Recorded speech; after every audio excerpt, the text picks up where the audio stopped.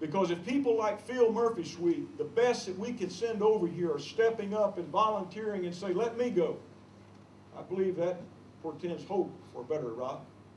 And I believe it reflects well on the kind of people that America is sending out to serve in their military. General Dempsey spoke recently at the MOD Civil Service Staff Development Center groundbreaking, where they laid a cornerstone. Sir, I've quoted you twice on this. That spoke to me. He said, we're very proud to contribute to anything dealing with the training of Iraqis.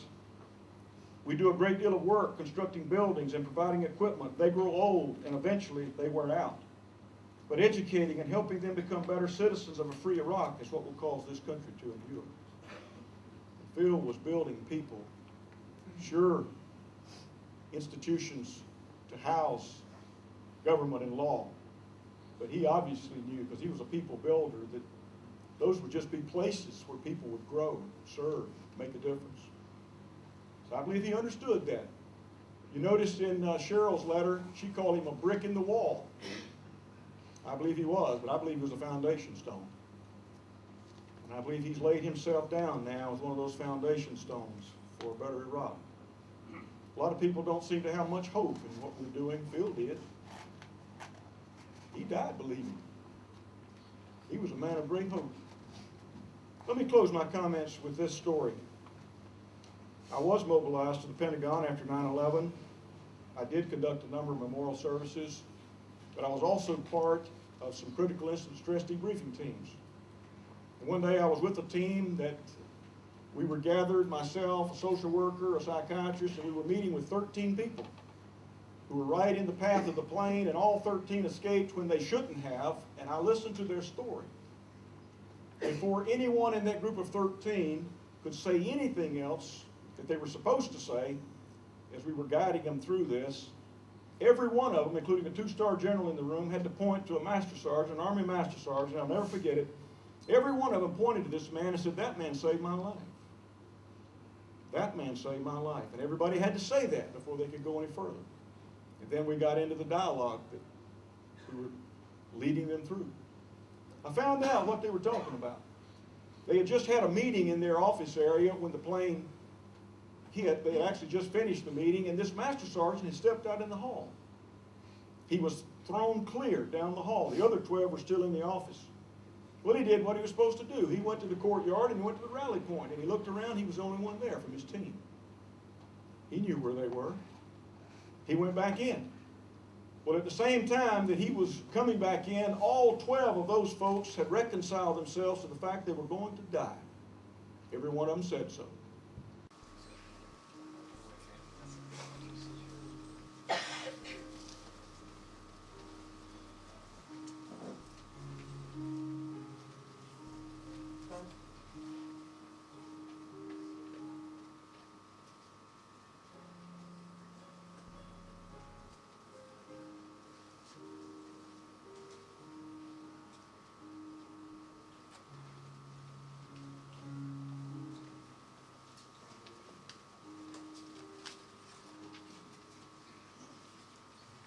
Good afternoon, ladies and gentlemen. Will you please stand with me as Sergeant Diana Elliott sings the national anthem of the United States of America.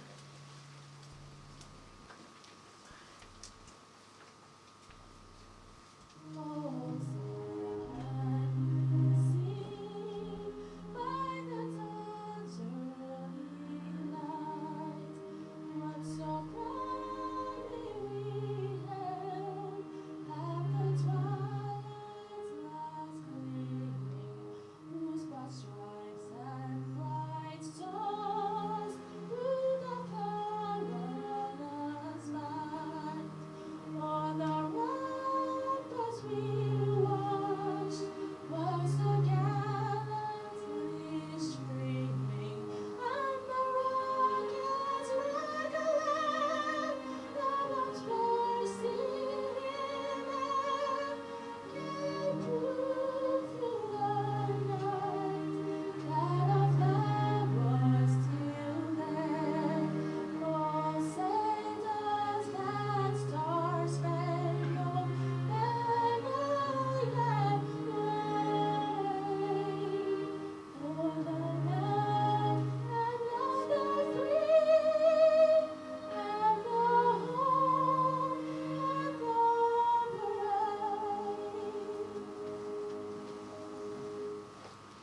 Would you remain standing for our invocation? Oh God, we come to you on this day here in Baghdad, Iraq. We come to give you thanks for the life of our friend and our comrade, Commander Phillip A. Murphy-Sweet. We thank you for the blessing and privilege we had to know him, to serve alongside of him, to hear of his vision for the nation of Iraq, to hear of his commitment to a better world, to hear of his love for the United States. But even above his country, he loved his God and he loved his family. And those three motivations are what allowed that man to come at risk to his own life, to volunteer, to come to Iraq, to seek, to do what he could do to make a difference. We give you thanks for his life today. And as we gather here, we realize that tomorrow his family will gather in Pennsylvania for his funeral service there. We ask your special blessing upon them.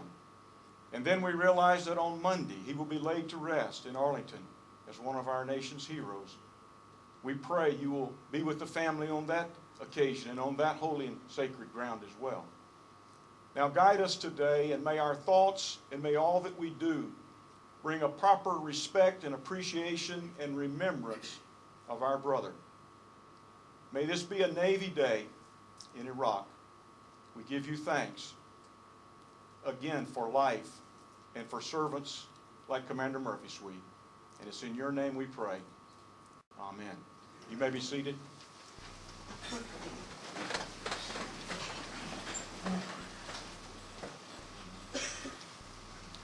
I think your very presence speaks to the life of this man. Many of you made an extra effort to be here today, and I know that Cheryl, his wife, will be most appreciative. When I dialogued with Cheryl and we've been communicating, one thing she asked me is, Chaplain, do you think we could videotape the service?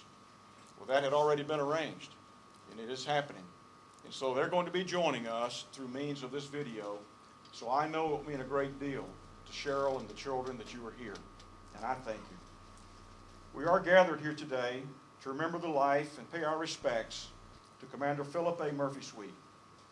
He walked among us for the past 6 months. He ate in this very defect. I've eaten alongside of him and across from him, as many of you. He was our friend. He was our comrade. And we can honestly say we are better for having known him. Commander Murphy-Sweet loved his God, he loved his family, he loved his country, and he loved the United States Navy. Today, we're all Navy. We're here to remember the life of this man who gave his best and gave his all in service to his country and to the people of Iraq. He volunteered to come to Iraq. He volunteered for the mission that he was performing on the day that he died. He had already volunteered to extend for several more weeks because he wanted to complete the mission.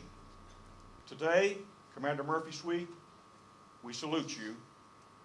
Others have commented upon such a life as his. I believe President Abraham Lincoln was speaking of a life such as this when he once said, he said, I do the very best I know how, the very best I can. And I mean to keep doing so until the end. And I think that was true for Commander Murphy-Sweet. Former President Lincoln also once said, be sure to put your feet in the right place, then stand firm. Commander Phillip A. Murphy-Sweet was born in Phoenix, Arizona, but as a child he moved to the mountains of Idaho. I talked to him about that because my wife and I had visited out in that part of the country a year or so ago. And I think it brought a lot of joy to him just to describe Idaho. He was living in Hampton Township, Pennsylvania, with his family when he came here to serve, and that's where they reside now. He joined the Navy as a young man. He served 4 years as an enlisted man in the Navy. Then he went back to college. He went through Naval ROTC, and he came into the Navy as an officer. By the time he had met Cheryl, he was already in the Navy. She married a Navy man and has been a Navy wife for over 16 years. He earned 3 combat pins for aviation service, surface ship service, and submarine service. He wore here the aviation and the submarine pins, but he was proud of all that he had done in the Navy. Following my introduction will be Major General Darrell Scott, and following his remarks, we will follow the printed program.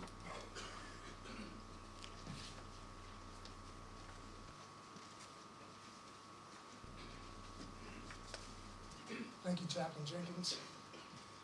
Good afternoon, everyone. Thank you for coming. Before I begin, I'd like to say a few thank yous. General Petraeus, thank you for coming today. You honor us, and most especially, you honor Phil by your presence. Ambassador Carney, it's an honor to have you with us. Thank you for coming. General Dempsey, thank you for coming, and thank you so much for all the generous support your staff has given us.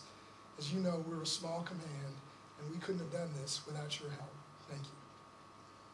Ambassador and Ann Saloon, thank you for coming. The Saloons have been great friends of JCCIA and of me personally ever since the day they arrived in theater. I appreciate your support, especially today. To my fellow flag officers and to the Master Chief, Chief Master Sergeants, Command Sergeants Major, thank you for your presence. Cheryl, I counted 11 flag officers here today. That's a measure of the respect and the contribution that Phil has made. Colonel Mark Martins and Mr. Charlie Abner from the Rule of Law Task Force, thank you for coming. And Charlie, thank you for your part in today's ceremony. Thank you, Chaplain Jenkins, for your caring ministry to my troops and to me, and for your service to Phil today. Thanks to Lieutenant Colonel Bob Ryan, Major John Berlin, Major Neil Anderson, Staff Sergeant Dana Elliott for today's musical tributes. Thanks to Command Sergeant Major Terry Marcotte, 81 Diaz, Petty Officer Mitchell, Staff Sergeant Fitch, and our own Tech Sergeant Nicole Fleming for the AV support in today's video tribute. Thanks to Petty Officer Charles Stankiewicz and the Seabees who built the memorial stand. We were going to borrow one, but the Seabees said, we want to honor our own. Phil started his career as an enlisted sailor, and I'm sure he would appreciate what you've done for him. Command Sergeant Major James Daniels and the firing team from the Ford Support Company, 4th Battalion, 9th Cavalry. Thank you for coming to render honors today. Thanks to the staff of Alamco for your help today. Alamco runs this facility, but they're also the construction contractor for the Rule of Law Green Zone. And when they heard about Phil, they wanted to know what they could do to help.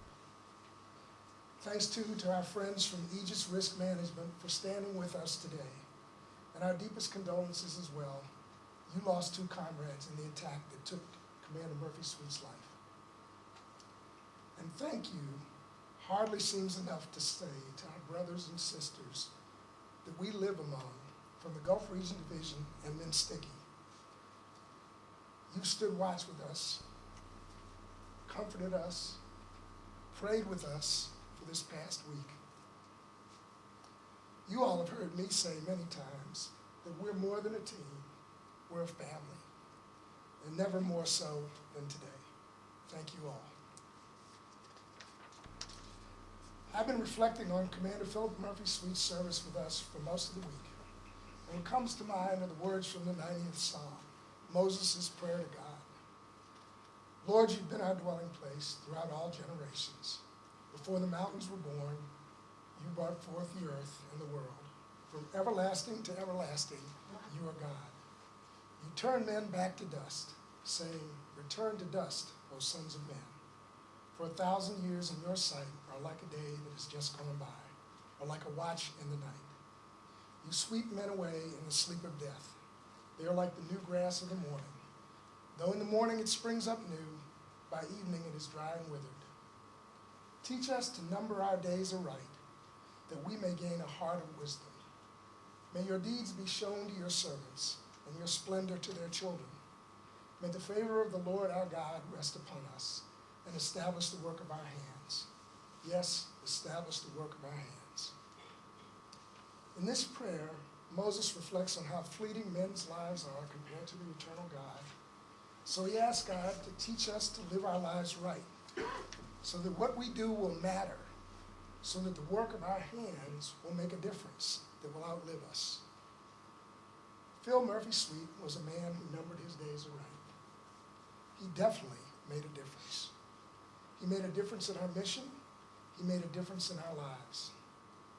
Phil was a beloved shipmate, a model officer, a loving husband and father, an energetic leader, an innovative contracting officer, and a wise and patient mentor. Phil came to JCCIA from the Naval Inventory Control Point in Mechanicsburg, Pennsylvania, where he volunteered to come to Iraq. He couldn't stay in the rear while others were fighting and dying to defend our liberties and to secure the liberties of the people of Iraq. So he volunteered to serve a 6-month tour to do his part. He volunteered, and we would soon discover that volunteering was so like Phil. He believed good leaders lead from the front, not from behind a desk, and he believed that the best leaders are unrelenting in their determination to make a difference. We observed that leadership and drive as he spearheaded efforts to build the Connex camps, to bed down an Iraqi battalion at Al-Mathana in only 45 days, and 3 battalions simultaneously at Fob Constitution in only 55 days to support the Baghdad surge. These efforts were vintage Phil. He worked tirelessly to develop new products and new contractor capabilities. He directed efforts on site. He ensured that contractors delivered the quality the soldiers demand when they needed it. Phil was doing what he believed in when he was killed, making a difference through personal leadership, professional skill, and sheer will. Phil was killed in an IED attack while traveling to the site of one of MNFI's highest priority projects, the Rule of Law Green Zone. The Rule of Law Green Zone, establishing a safe location to prosecute terrorists and reestablish the rule of law, that's just the kind of project that appealed to Phil. An outcome of extreme importance, a schedule that seemed impossible, a chance to be part of a great team, and lots of hard, close-up work. Others couldn't see a way ahead, but Phil had the vision.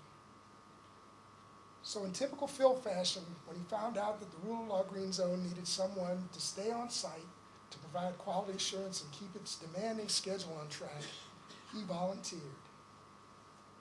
He volunteered and he drove it to initial operating capability in just 25 days. He volunteered. Even though the project belonged in another division, he knew he could make a difference, and he did. He lived to see the first arraignment take place in the courthouse. Phil was always upbeat, always ready to teach, always ready to encourage. Everyone who knew him knows that we're better professionals and better people for having done so. One of my young NCOs commented that losing Phil was like losing her father. I know exactly how she feels. To me, it's like losing a son. One more thing, Phil's tour was scheduled to end in mid-May, but the project won't be finished till June. Phil knew that, so once again, he volunteered. This time to extend his tour until the project was finished. Well, Phil, don't worry. We're going to finish it. It's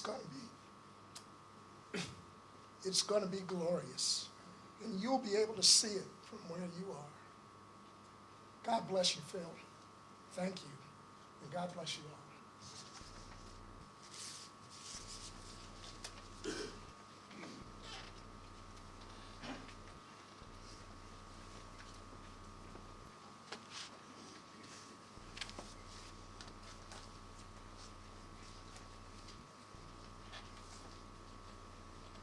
I'm humbled to be here today to pay tribute to Commander Phillip A. Murphy-Sweet, a great friend, mentor, and true shipmate.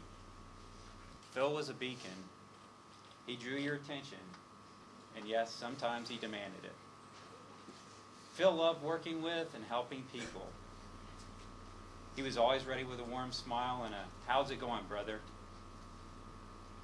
Phil was one of my contracting team chiefs supporting Minsticky's mission to build capability for the Iraqi military and police forces, and then transitioned that to the Iraqi government.